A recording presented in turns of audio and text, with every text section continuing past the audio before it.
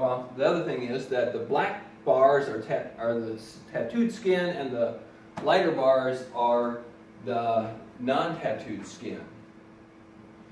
And 10 out of 10 subjects had a lower sweat rate for the non-tattooed skin. I'm sorry, 10 out of 10 subjects had a lower sweat rate for tattooed skin versus non-tattooed skin. And the mean is shown here. The ratio, or the percent that this value is to this value, is about 53%. So there is almost half of the sweat rate in the tattooed skin versus the non-tattooed skin. Any questions there on what that's showing us?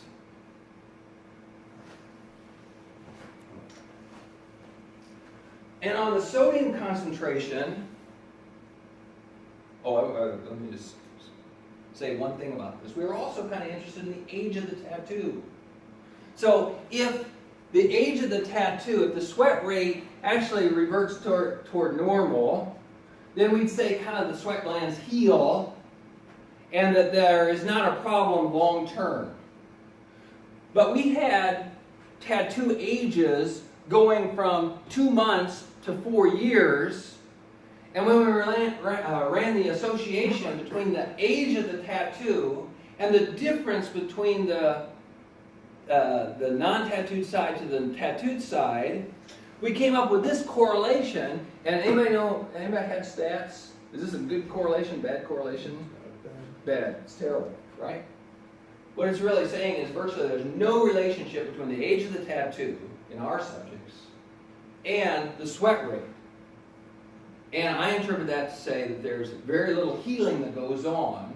Whatever is going on in the sweat glands in terms of sweat rate, it persists for a long time. Right? Yeah. There'd be a matter of chance of where the needle actually hit during the tattoo process? Yeah, we have no idea of knowing where that is. We don't know how deep it was, but in our case, there was no relationship between the age of the tattoo and the ultimate sweat rate. So sodium concentration, same graph, except for the y-axis is sodium concentration. And 9 out of the 10 subjects had a higher sodium concentration in the tattooed skin. Now, higher sodium concentration, it's not so important that they're losing a lot of sodium.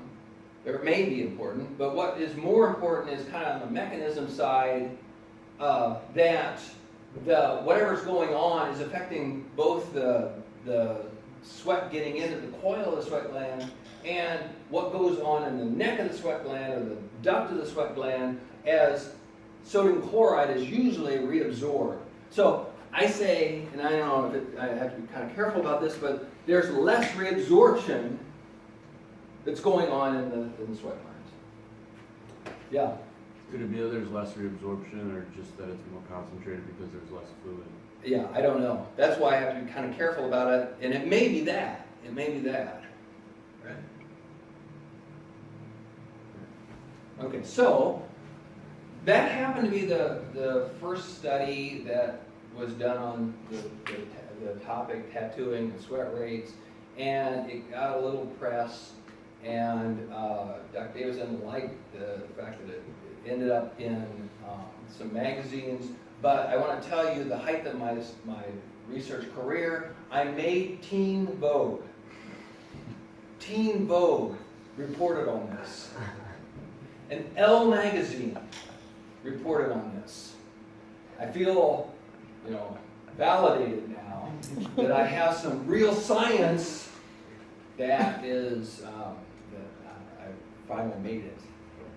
It also made Time magazine, and Time magazine called me, and from Time magazine it went all over. It made Inked magazine. Anybody of you take Inked magazine? I was like the devil in Inked magazine. It is the publication of all tattoos, guys. Yeah, I wouldn't really highly favored in there. I think there was the quote was, "This jackass." That was the quote. Yeah. Maybe a paraphrase on that. And then here's the relationship also between sodium concentration and age of the tattoo. And there was a little stronger correlation, but I don't know, R squared tells you how much variance that can be explained by the data, and it's about 6% of the variance can be explained in sodium concentration by tattoo versus non-tattoo. It's not very much, yeah. There's also just a correlation between the age of the person being studied. Yeah. The age of they're all 21. Oh, okay. Yeah, they're all 21, so there was no, I couldn't do that. All right, so here's the take-home message. Tattooed skin had a diminished sweat rate and a higher sodium concentration, or perhaps less sodium reabsorption than the non-tattooed skin. And second of all, this attenuated sweat and sodium reabsorption was unrelated to the age of the tattoo, perhaps. And it is unknown whether these results were related to the trauma, because that tattooing is that needles are puncturing the skin 50 to 3,000 times per minute. That's a lot of trauma. Or whether it's associated with the ink being permanently deposited around the area of the sweat glands. And it is unknown what would happen if sweating were stimulated by temperature. Right? This is pilocarpine stimulation, and it's kind of it's not a real situation, right? It's not a real situation. Usually the sweat glands respond to temperature changes, and this is a chemical stimulant. But it has been used before for kind of a first pass study of what's going on. So that brought me to Texas here, and because you all have, first of all, you all have great restaurants. Anybody been to this Pecan Lodge? This is like the best. Have you guys ever been there? It's probably the best barbecue in Dallas. Best barbecue. Where's it at? Hands down. Hands It's down. never done. Yeah. Best barbecue in Dallas. I wasn't a fan. You are wearing your welcome thin in this No, class. What's your name? What is I it? think it was, she doesn't think so. Appreciate it. Is it better? Yes, I not a mean, fan I of just it. didn't think Yeah. it was very. Which one? You didn't think it's very good? That's, I mean, it is was that the like one up in Richardson? barbecue, but it wasn't like the best no. barbecue No. ever. I just kicks this Wow. off. I like Peggy's Yeah, food. that's pretty good. Yeah. Did you ever go to That's Randy? Memphis. Did you ever go to Randy White? I will throw you out of here. I've never tried pecan though. Did you Pecan, ever what's go it to Randy called? White's? He says no, he didn't. Yeah. Yeah, I got Wednesday. How does that fare against the Beer Friday? Friday too. Really? It'd be a Friday too, right? I'm not a fan of Dickie's. No. There's I no. think I don't he's like- a That's the last thing you're doing. I don't like Dickie's barbecue. Oh, I am doing that. You gonna bring barbecue to that? That would be good. What's the name of this place again? Pecan Lodge. Calm. Well, guys, here. He said it was like the Wheeler, best Austin, barbecue. Wheeler. He's always talking about Flavor Towns, like making He's an references to idiot Flavor too. Towns. Wheeler in the hall for punishment. I don't even want to look at her like that. Wow. Throw it. I have never tasted anything better than You're this. so good, he got on the lawnmower in that Yeah. pecan lodge. So, we did a study here with the help of Dr. Davis and Dusty and some other colleagues that we are looking up the manuscript on right now. So you are like the first people ever to see this. Well, not really, because an undergraduate, Faith Pizzy. Pizzy, Pizzy. Pizzy, P-I-Z-Z. Faith Pizzy reported on this at the experimental biology meeting in Chicago last year. So it's another plug for undergraduate research. Right, so I'll just kind of go through what we did. I need to do a little bit better on preparing this, but here's what we did. We used whole body heating. Well, and anybody been a subject for either of these guys' work when they used whole body heating? You will want to do that I'm gonna go up right now afterward and say, I volunteer for whole body heating. You don't Nobody- get to volunteer when you ask. The problem with you guys is why you haven't done that is because you're too young Yeah. for MS patients. Yeah, right. So Dr. Davis has studied this with MS patients. He's used this for MS patients. He has studied burn patients with this technique. And so he has lots and lots of experience with it. And basically the technique is that they take a suit, like a neoprene suit, a real thin neoprene suit, and they line it with tubes. And then they can take the end of that tube and stick it onto a water bath. And they can circulate a fluid that has a temperature, right? And so you can get kind of normal thermic by putting in 34 degrees, because that's kind of what the skin temperature is. And you won't do anything, you won't sweat, your core temperature won't change very much. Or you can really jack it up and plug it into 48 degrees, and then you're adding heat to the body. Eventually the skin temperature goes up almost immediately. The core temperature will go up gradually. And we were looking at each increment from, well, you can have second by second measurements, that we were looking at the increment going up 1 degree C. Right? Now, again, it's a little bit artificial because usually in response to that increase in temperature, the body would thermoregulate. And in this case, the body can't thermoregulate. It can't control the temperature because you are adding heat to it all the time. And you are preventing the mechanisms that dissipate heat from going on. But it is a way to examine a heat load,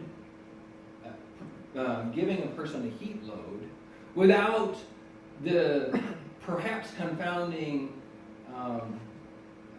other thing that could go on, which is exercise. So if you exercise a person, that's going to increase their heat load. But you got other things going on, like you learned the other day, that there's going to be oxygen consumption, higher levels of oxygen consumption, and lots of stimulation of the muscles. And so there's some other things that could confound things. And ultimately, that probably is what we want to look at. But for right now, the passive heating, whole body heating model is a very, very good model to look at. So when you do that, you lay a person down, you got this jacket on, you stick their into temperature, you change the temperature, and then you watch their heat go up. Now, in addition, this laboratory has these things called ventilated capsules. And ventilated capsule is something you stick on the skin, and it has an entry tube and an exit tube. And the entry tube will allow for air to come across it. Dr. Davis will show pictures.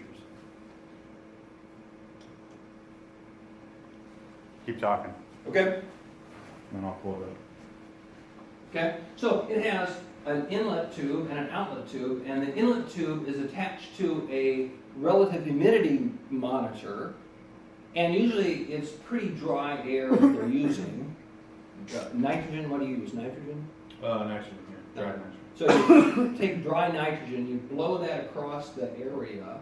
It's pretty dry, so it's going to pick up any humidity from the skin, and it's going to vaporize it because the relative humidity inside the capsule is pretty low.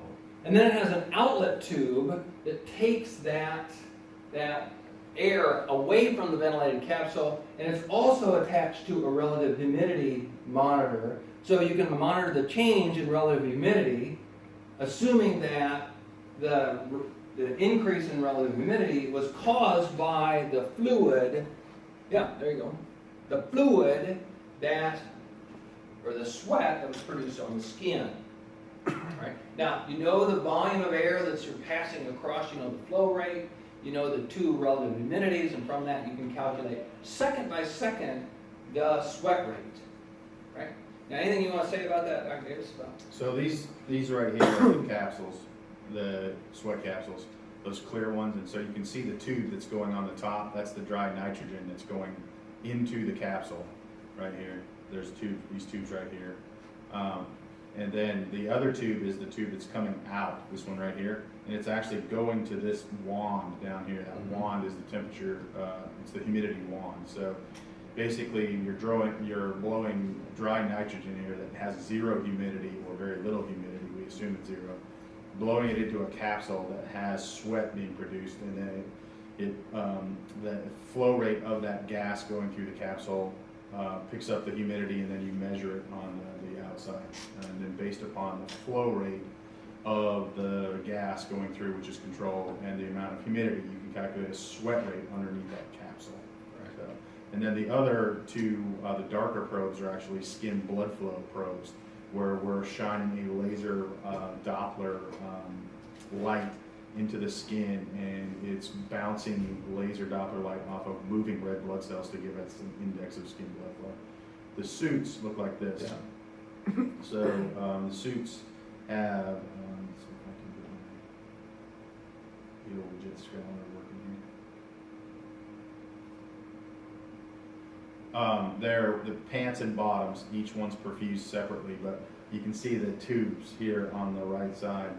Those are the inside of the suits, and so we can actually control the temperature of these tops and bottoms. We separately do it, but usually we do it the same, and perfuse hot water through those tubes, and then it drives that temperature into the skin and elevates core temperature. So the study that we did with Dr. Luetkemeier is we put these individuals in these suits and then increase their core body temperature by 1 degree Celsius, and we're measuring sweat rate and skin blood flow. But what do you notice about the measurement? Where's it at? Not under the suit. It's not under the suit, exactly. So if there's an increase in sweating, what's causing that increase, no? I would assume it's just flowing over from everything else that's hot. Like, no, I don't know the word to use. So what would cause you to sweat? What causes you to sweat? Increase in temperature. Increase in temperature. So where the suit is covering the majority of the body, and we're pushing hot water through it and heating you up, so you should get a rise in core temperature, which is we see. So then your hypothalamus is sensing that increase in core temperature, and it's saying, hey, we're getting hot, we need to dissipate this heat. So what is it going to do? That's gonna send it to the open area. It's going to send it everywhere. So it's going to and say, hey, we need to start dissipating heat. So you're going to send blood flow to the skin, and you're going to sweat so that you can get that. The problem now is, and this is what Dr. Luetkemeier said, is this realistic? So when you guys are exercising outside, do you have a hot suit driving core temperature up? No. And so the only thing that we're looking at here is we can look at the function of skin blood flow and sweating in response to this heat stress, but it's probably not thermal regulation, because now you have a suit that covers approximately 85% of the body that's not allowing you to sweat normally, okay? So you can't evaporate heat underneath the suit because we're heating you up. That's actually how we're driving that heat in. So there's limitations to this measurement as well. And so what would be the next step for us? We've done it with giving a drug. We've done it with this model that allows us to look at the reflex of thermal regulation. What's the next step? Exercise. So that's exactly right. How come you guys don't do it in the? I want to point out here that in the study that we did last year and at this time, is that we used exactly this setup, but we chose people, recruited people that had a tattoo somewhere on their forearm and skin that was close to it, adjacent skin, that was not tattooed. So that's what we'll be showing you. That's I think that's a healthy control person Yeah. right there. But we've done it with, Dr. Luetkemeier mentioned earlier that That's we've used true. this technique. And a very similar thought in this is, so this is not someone with a tattoo. So that black that you see there that's actually Sharpie that I've drawn on that person. Is that a But burn victim? That's a burn patient that's had a skin graft. So this area right here is grafted skin, and then this is healthy control skin that's adjacent to that grafted skin. So my postdoctoral fellowship at the Institute for Exercise and Environmental Medicine looked at skin blood flow and sweating responses in grafted skin and ungrafted skin. Very similar to the tattoo is the grafted skin is injured skin. We think the tattoo skin is injured as well, and so that allows us to look at it. And so similar setup with the capsules. Those are the capsules at the IEM, and the laser Doppler flow probes are the black ones. But that's basically what we did is you can consider the grafted skin tattooed skin. We had sweat rated skin blood flow on tattooed skin, and then we had it on adjacent control skin that was nearby. And I'll just show you two of the result slides for that.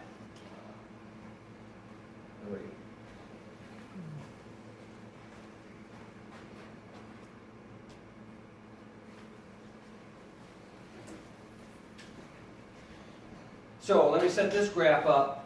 This is the increase in core temperature as it goes in each increment of 1/10 of a degree on the x-axis. And there's sweat rate with the same unit, milligrams per centimeter square per minute. And then the control condition, the non-tattooed skin is in black, and the tattooed skin is in open circles. And there is a significant decrement in sweating response through the increase in 1 degree C core temperature. That difference is if you take all the area, if you draw us around that area and compare it to the area here, that's a significant difference in what we call total sweating. That would be the area under that curve. So this is what that looks like. And if you take that area under the curve, this tattooed condition is about 85% of this condition. So it is not as dramatic as what we saw with the pilocarpine, but it is significantly different or significantly lesser amount of sweat. Now, we did not do sodium concentration here, so I can't present that data. But what I can do is notice these 2 points. Now, this is where the water is turned off. We've achieved our goal of getting 1 degree increase in core temperature. And we have a peak, not a maximum, but a peak sweat rate that is associated by how high this value is at this point. Right? Now, if you use that as maximum and then recalculate the sweat rates as a percentage of that peak, they fall right on top of each other.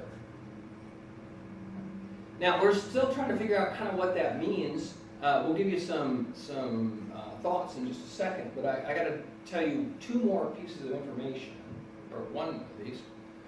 The onset of sweating, the minutes after we applied the whole body heat, was not different, was almost identical for the tattooed skin and the non-tattooed skin. So usually it goes like this. Here you have an increase in core temperature. And as you apply the heat, for a little bit there's no sweating, and then all of a sudden it starts to sweat, right? This point right here is the onset of sweating. And we looked at the time interval from the application of heat to this onset of sweating, and there's absolutely no difference. It's 15 minutes with the tattooed skin and the non-tattooed skin. Now remember, these people are attached to the same heating, and so their core temperature, the tattooed skin and the non-tattooed skin is feeling, is exactly the same. It's responding to the same core temperature. And we had skin temperatures as well, and the skin temperatures were exactly the same. The core temperature that was associated with the onset of sweating was exactly the same. So we think that the neural component, the thing that's stimulating the sweat glands, is probably remains intact. It's still responding to the same core temperature, the two types of skin. It's at the same time after the start of the heating. And throughout the whole trial, there is kind of a similar response. The only thing different is the magnitude of that separation between the sweat rate at maximum or their peak between the tattooed skin and the non-tattooed skin. Going back one, this point right here, this difference, that's kind of the major thing. So that's the study that we did last year that we are just writing up right now, and then we'll hope to go on to do some other things. But is there any questions on that? What's your theory on the difference? Yeah. What are the possibilities? I'll throw that back at you. What are the possibilities? When you're going from an internal or external heating source, you're trying to actually bring more blood to the periphery, like we were talking about earlier. Maybe it has to do with making more capillary attachment to those. Excellent. Excellent point. And we tried to do that with the Doppler to measure skin blood flow. The tattoo interferes with the signaling. So the Doppler is basically, you can't use it. It's blocked by the tattoo. And that's kind of a bummer, because it would have been an excellent way to test whether it is skin blood flow, which if it's diminished, then like on the graft skin data, the skin blood flow is greatly diminished, and therefore you have a mechanism that is possible.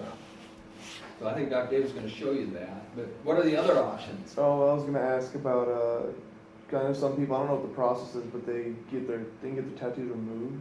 Ah, So Yeah. I mean, do you have any like sort of predictions or theories about what would happen in that case? I think that's going to be more similar to the grafted skin because it's going to produce a pretty big scar.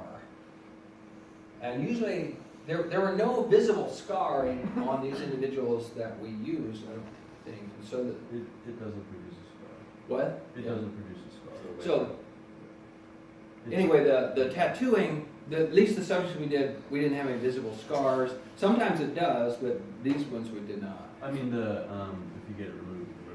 Oh, Yeah, no, they just shoot a laser that breaks up the ink, Yeah. and then your body just digests. yeah. But that's actually what I was gonna ask, if you had thought about doing the same test Yeah. on people with them removed. It's a good point, good point. Imagine this will be damaged. Yeah, Or what, so. yeah, you could maybe try and Yeah. cancel out a couple of areas. So skin blood flow is a possibility. What are other possibilities of why there could be a diminished sweating?